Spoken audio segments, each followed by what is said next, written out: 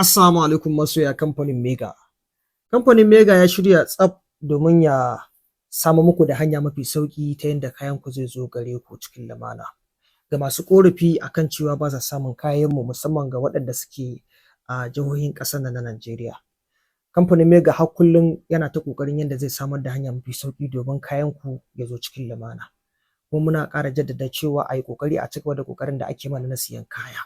Ga mutanen da suke ƙorafi akan cewa ba sa samun kayanmu ga hanya mafi sauƙi. Insha Allah wannan bidiyo da muka yi na yau akwai namba ta musamman da muka ajiye za ka iya tuntuɓar mu a wannan namba. A duk inda kake kana son kayanmu insha Allahu za ka samu, ko dai ka kira ko kuma ka yi ƙoƙari ka mana magana a WhatsApp. Za ka samu kayanmu direct ba tare da ɓata lokaci ba. In Allah ya yarda kuma mu za mu yi ƙoƙarin wajen cika muku alƙawari ta yanda kayanmu zai zo cikin lumana a gare ku kenan. Ku ci gaba da siyan kayan kamfanin Mega ta ku ce.